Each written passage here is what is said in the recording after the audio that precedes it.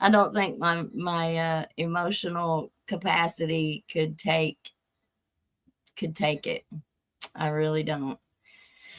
I am so grateful that the Lord has given us this platform, because being able to use all the knowledge and skills and experience that I've gained all over my lifetime. It's not just in school, it's my lifetime experience that I have.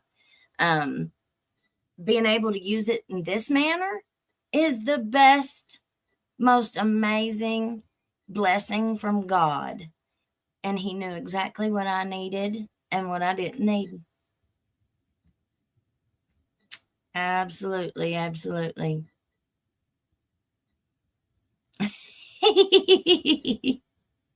I've been writing a book based on this case, so let me know if we have the same title. I haven't even come up with a title yet. Oh, I, I don't. I don't know if I have ADHD. I see some of the symptoms of it that people say, and I think, man, I'm a lot like that. I'll start, and I can just keep going and going and going, like writing. I don't have very good organizational skills. I'll start 10 different things at one time and hardly get any of them finished. Now, I do not blame those women for not wanting to go to the nasty jails for nearly no crime. Almost absolutely. Absolutely. I think that's what's being overlooked in this entire thing. These women were being held in jail for nothing. How many? How many? And these are just the ones that we've heard.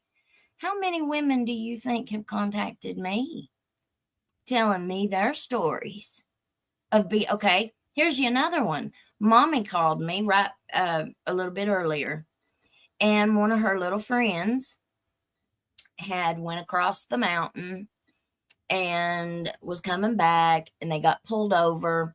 Now, I don't remember if she told me what exactly they charged him with. I don't remember what if she told me. I don't remember what the charge was, but they had him criminally charged with something.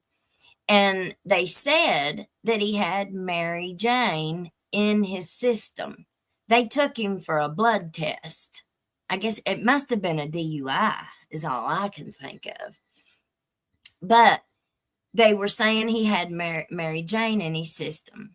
And he said, no, I don't. Well, so they took the blood test. Now they had him charged in court. He had a public defender, and they just kept putting it off and putting it off. That's their thing. They delay. He goes to, and they're offering him this sentence. They're offering him a plea. And he's saying, no, I'm not signing that plea. I'm not going to take your plea. I'll take it to trial. And that's what I told Mom. I said, yeah, he needs to take it to trial. She said, no. He left. He said, no, he didn't want to take the plea. He wanted to go to trial. He leaves and turns around and thinks of the report. They had just gotten the report back or something. They had the report, his blood work. He comes back into the courtroom and asks his public defender for a copy of that report that they got back, his medical, his blood test report. He asks him for a copy of it. It even says on the report he was negative. His own lawyer had that report and hadn't said a word.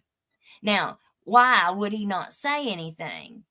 Did he not look at it himself to verify what they were saying? Because they were arguing in court that he had it in his system. And they had the report that clearly stated he was negative. And it wasn't until he asked for a copy of it to look at it himself did he catch it.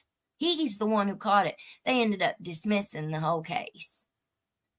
But they were offering him they were offering him a plea bargain before he caught that. Why didn't his public defender catch that? Why? Would your public defender be too afraid to step up, to say anything? Is that the way that it is? Is that possible? That public defenders are so intimidated and fearful for going up against the prosecutor in a judge? I mean, as a judge, why would you even allow something like that in your courtroom? First of all, like, I would have questions as a judge. I'd be like, man, come on now, let's see. And if that's what's going on, I mean, I don't know, but that's kind of the way it looks. That's kind of the way it looks. So how many people are being railroaded here? How many women have been railroaded in, and not just women, men too, y'all. There's a whole bunch of men in these drug court programs as well who obviously can't do favors.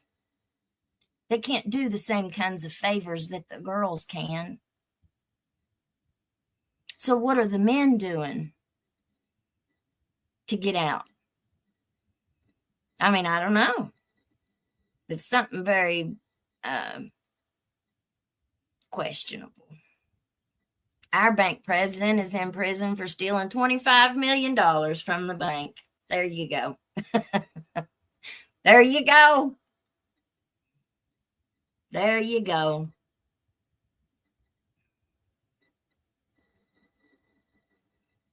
Thank you, guys. Thank you. Glenna, I believe there is just as much corruption here in Canada. I love my country, but hate dishonesty. Yeah, I don't. When somebody stands in my face and looks me in the eye and just bold-faced lies to me, and I know they're lying, like, I don't respect that at all. Tell me the truth, even if it hurts. Tell me the truth, but don't lie. You don't have to. The worst thing was consolidation of Letcher County schools. Absolutely. The quality of education has suffered greatly. Yep, absolutely. Our ball teams have suffered. The children have suffered. I know it's not academics. I know I'm taking this to a sports way, but they took the competition out of schools. You know, they took that competition, that school spirit. You know, used to, you had a school band that would play at ball games and stuff. You don't even have a band anymore that even comes to ball games. Ever.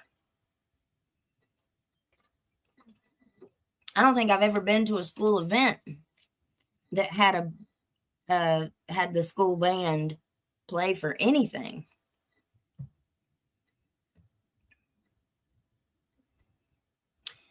God's chosen. They have been playing, and now it's time for them to be paying. And I'm so glad you're going to get the last laugh, and definitely God is.